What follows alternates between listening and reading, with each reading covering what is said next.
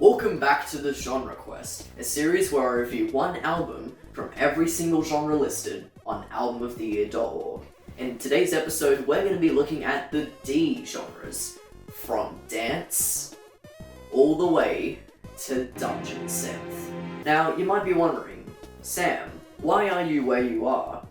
Well, I'm actually in prison. Yeah, I'm in a jail cell. You might remember in the last episode I killed my past self because he had such a bad take, and they found the body and now I'm in jail. I know this might not really look like a jail cell, I questioned it too, but we're just gonna have to make do with what we've got, so yeah, this is where we are now. Let's go. But what type of dance would you do to this music? This album was made for dancing to as much as When by J-Rock was made for crying to. But I'll just add this, whatever it's trying to do, I absolutely dig it. I feel like Grace Jones is just someone that you shouldn't mess with. I mean, she means business. Pull Up to the Bumper has to be one of the most confident dance pop jams I've ever heard, and it's not even all that in your face. It just has that vibe to it, you know? The rest of the album's cool too, but man, that song. What's up, Sam Nation? Welcome back to day one of trying not to get Sound of Silver stuck in my head. Man, I love that song. Sound of Silver, talk to me, makes you wanna feel like a teenager, until you remember the feelings of a real life. And oh, damn it, I already failed. There is not a single album on this side with the genre of dance rock, and it's not even a genre on Rate Your Music, so is this even a real genre? I guess to compensate, I'll just review another New Order album. Welcome back, guys. Oh, this album is 1,000 times better than Low Life. Each song has their own unique highlights, and it's just such a fun album overall. What a strange relic from the past. I remember I used to bump Pond to Floor all the time when I was little. Those were the days.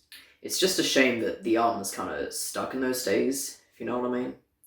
Although the baby interlude unironically slaps.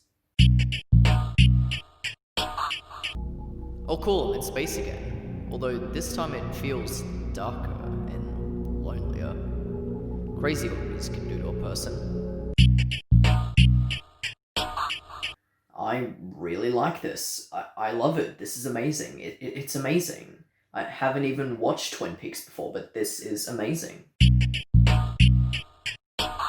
The song's sick. That's the whole review.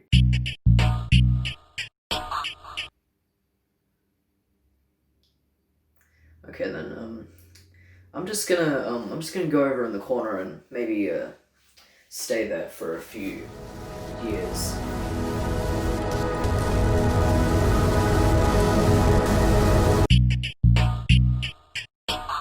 Oh man, I'm pumped up. I am so pumped up right now. Well, that album went so hard I ended up breaking out of prison. That's what you get for listening to one of the best death metal albums of all time.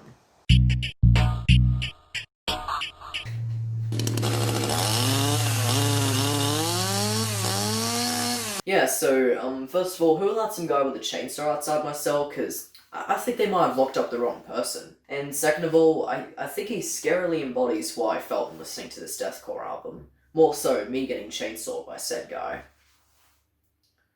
This better not awaken anything in me. Why do I feel like I've been staring at a computer screen for the past 16 hours? There's not even a computer in this cell. And why do I enjoy the album that gave me that feeling? See, it's an instance where I both would and wouldn't recommend the album. Wow, not only did I get a really damn good Deep House album, but I also got a history lesson about Deep House alongside it. Man, maybe it was worth going on to some weird obscure website to listen to it, only to have breaks every 45 seconds. Why are they filming a Vine Source video outside my cell?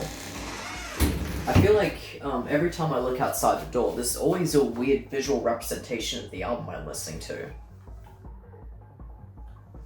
Weird. Is this album oil? Cause man, this production is slick. Please, I'm trying, I really am, please. One day I'll be as funny as you. I promise. Okay, so what have I learnt about Gent from this album? Well, the time signatures are all over the place, got that. The songs sound like prog metal, but the vocals sound like death metal. The songs are kind of groovy. There's a vocoded interlude. Some songs go on for really long and have drawn out instrumental passages. Is Gent just prog metal with an identity crisis? Man, I'm gonna make some enemies with that comment, aren't I? This album sounds like someone who seriously hates the world. They'll burn entire cities down with haste, and they'll get really high while doing so. Hence the name and the cover art. This is one of the slowest metal albums I've ever heard, but it absolutely fills with adrenaline. This album is just pure magic. For the first and last few tracks, it gets kind of slow in the middle, but when it's great, it is so great.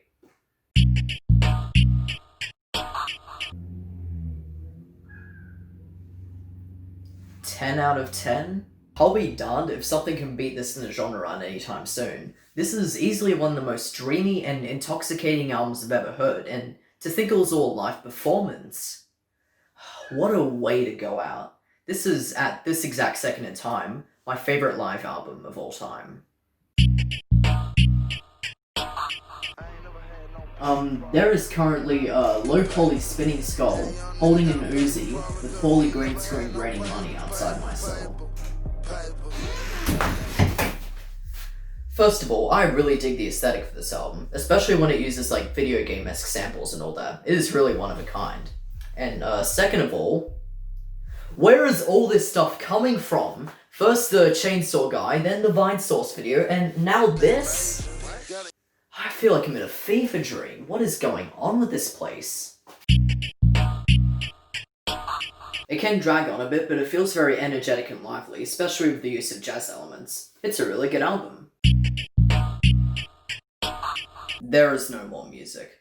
We, as a society, have progressed past the need for music. All that remains are the lonely remnants of what once was.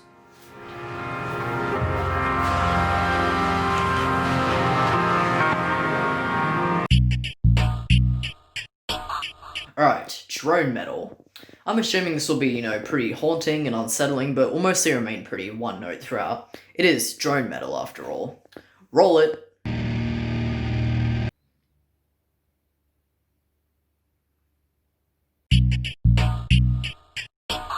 It can drag on a bit, but it feels very energetic and lively, especially with the use of jazz elements. It's a really good album.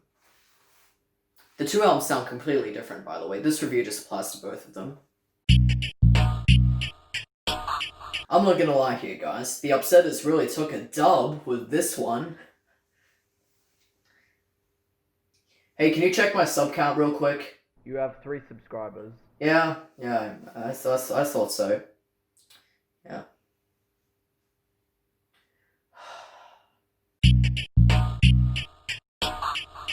Man, if I had to pick the perfect place to listen to this, it would be while strolling through the bright city during the night, with nothing but this album playing in my ears. I think there it would work way better than inside the small prison cell.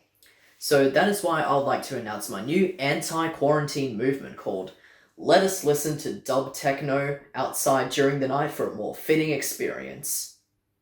It's a working title. I feel like this is the album I've been looking for all my life. I mean, you've got those two-step beats, you've got the R&B samples, the moody synths, and the gosh darn atmosphere of this thing. This album's just a phenomenal work of electronic music. Etched Headplate might be one of my favourite songs of all time. I've been in this prison cell for about a few minutes now, and I think this place is missing something. We need a D&D club. I've got a character sheet and everything. You see, I just found the perfect album to soundtrack a D&D game, and I cannot let this opportunity go to waste. Alright, sir, you're free to go. Wait, really? So much for the D&D game, man. But, why? Yeah, so after further inspection, turns out this isn't a real jail cell, this is just a garage bathroom. That'll explain all the boxes. Yeah, so basically, we're just gonna let you go until we find a real jail cell to put you in. We'll call you when we find one. Oh, well, thanks. Oh, and, by the way, when I looked out the door, I kept seeing a bunch of weird stuff like a chainsaw guy and a floating skull. What's that all about? Oh, that's just part of the test. Oh, okay, wait, the what? Bye. Weird.